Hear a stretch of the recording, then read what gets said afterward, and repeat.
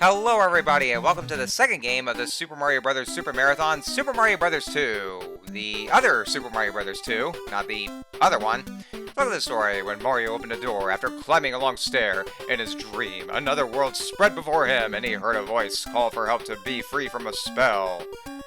After awakening, Mario went to a cave nearby, and to his surprise, he saw exactly what he saw in his dream! Push start button.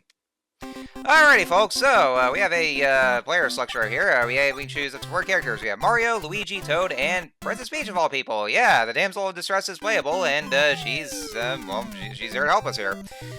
Anyway, so here we are at the beginning of the game here, let's go ahead and start by giving you guys a little history list. Like, to those of you who might not be aware of, like, seeing how it's somehow a Mario game and it looks absolutely different, like, there's that different formula here. And to those of you who might be living under a rock for, I don't know, like 35 years maybe, for how long this game's been since it was released, I'll just go ahead and explain anyway, because, I'm sure you guys might not be aware. So, anyway, Super Mario Bros. 2, this game at least, actually wasn't originally Super Mario Bros. 2. It was an entirely different game that was exclusive only to Japan called Doki Doki Panic. And so, the other Super Mario Bros. 2, the true sequel, was actually, it will later be called Lost Levels. Initially, us Americans didn't get our hands on that one because, Nintendo of America just completely botched the idea of that game being released, because not only was it too similar to the first Mario Brothers game, but also because it was a shit ton more difficult.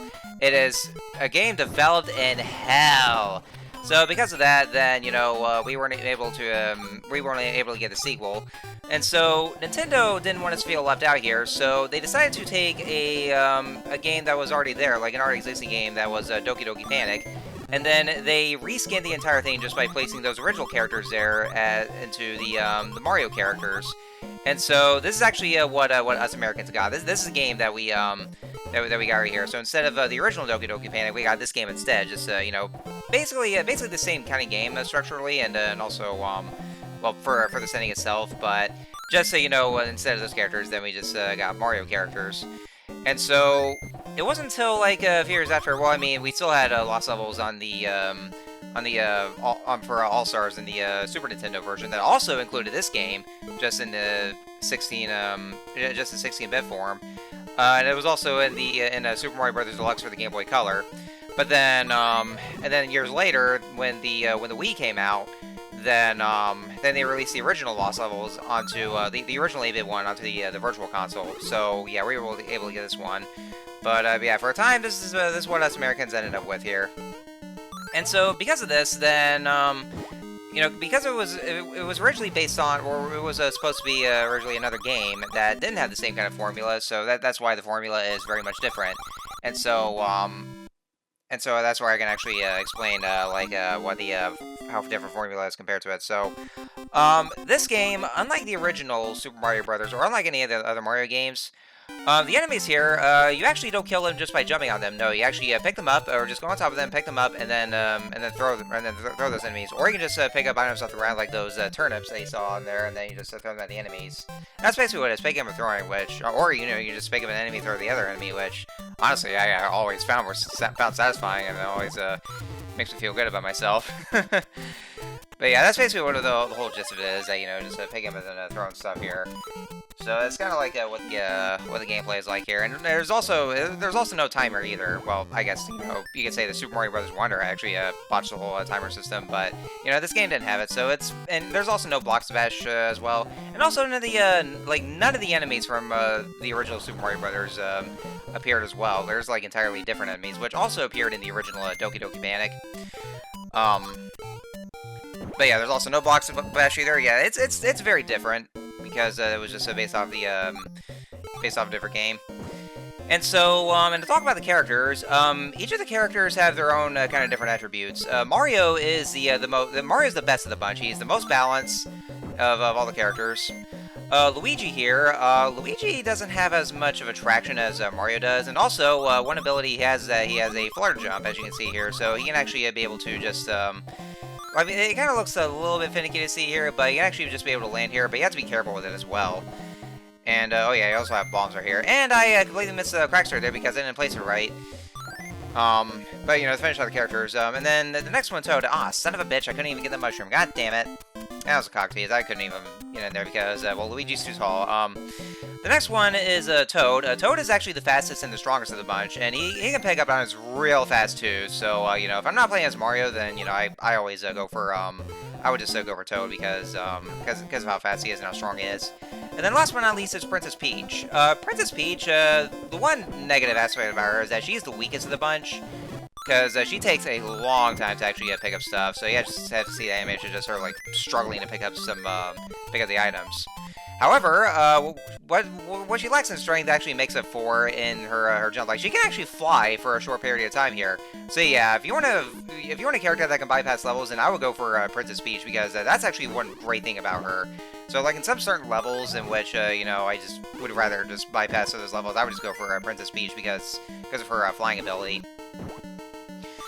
And so that's pretty much all I can go for the characters here. Now let's talk about a little bit more about the gameplay here. Or the setting. The setting that this game takes place in is not the Mushroom Kingdom. It's called Subcon.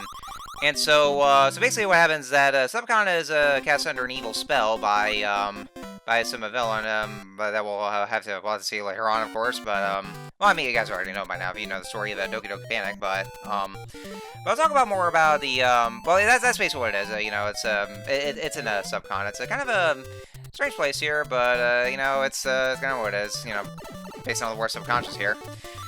And so, and talk about some of the enemies here. We're actually introduced to new enemies that would actually, like, even though they were originally in Doki Doki Panic, they would actually later become official Mario enemies. We have Shy Guys, which are the basically the Goombas of this game, essentially. They come in two variants. The red Shy Guys are a little more dim-witted, just like the green Koopa Troopas, and then actually, I would say though, like Shy Guys are essentially both the Goombas and Koopas of it. And then there's the pink Shy Guys that are more intelligent and they never follow the edges. We also have the Snivets there that will actually just shoot some projectiles at you. And then there's Ninjas. There's also those fish coming out of the waterfalls. Ninjas are the one that are the ninja-like enemies that jump up and down. There's also the Pidgeot that had the magic carpet, and also the Bezos that was coming after you. And, so yeah, basically the whole gist of it is just like you can just pick up stuff and throw. Some of the items, they'll contain either big turnips or small turnips. Some will contain Koopa shells. Oh, yeah, and also, well, actually, I'll just go and explain a bit here, or a little bit here. And also, sometimes, whenever you pick up one of the roots off the ground, sometimes some of them will contain these formulas here, you know, those red potions. If you toss them at the right spot here, a door will appear, and then you'll enter this shadowy area called subspace. And then, as long as you put the formula in the right area, then you'll be in then you'll see that there's a mushroom that once you pick it up, you can get you'll get an extra health upgrade, in addition to refilling your health meter. So you can see on the left side of the screen that they have a health meter right here. And also while you're and also these other roots, these plants that are picking out the ground, they also contain coins, and those coins are used for doing those slot reels at the end of each level for you to get some extra lives. Oh, and also if you go in this one room, you find a key here. If you pick it up, one of the masks right here called Phantos, they will relentlessly chase after you, and they'll keep on doing so until either you unlock the door, or you get hit, or probably die, or if you actually throw the key. If you actually toss the key onto the ground, then they'll stop chasing after you. But you have to get to the door.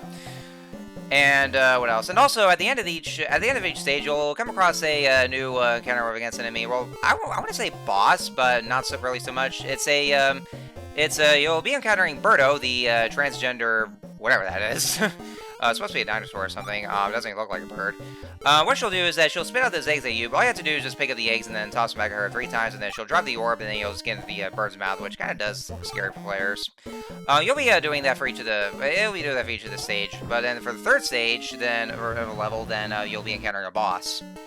And there's also one more I forgot to mention as well. Oh no, yeah, those are bombs right there. There's one more I completely forgot to mention, but hopefully if I can just remember what it was, then I could actually just realize what it is. But anyways, so we have a boss right here. This here is Mauser. Mauser will constantly toss these bombs right at you. All you gotta do is just catch the bombs themselves and then throw right at him, and then make sure it's at the right spot, and then he'll get hit by the bomb. But he has to make sure he has to get a little close enough to the hitbox, because otherwise he can actually just move around and then be able to dodge the bombs, and just make sure you just aim them right as well. So, so yeah, that's pretty much all I can say about you know about what the game entails, and just how different it is. But it should be about like 3 hits for Mauser, and then it should be it here.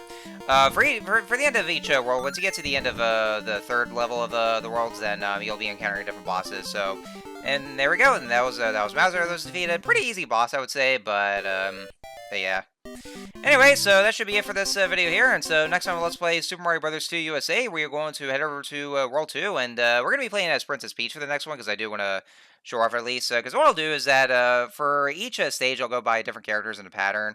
So, like, let's say, for instance, after Princess Peach, then in the next stage, I'll just go back to playing as Mario, and then so on and so forth. So that's basically how it is with this Let's Play. Yeah, I guess there was just one more thing I wanted to say, like, for the game itself, but actually I do remember, but I'm already out of time anyway, so I'll just save it for the next episode. So anyway, so yeah, next time we'll be heading over to World 2, and then yeah, that's gonna be gonna say. So anyway, I will see you guys next time.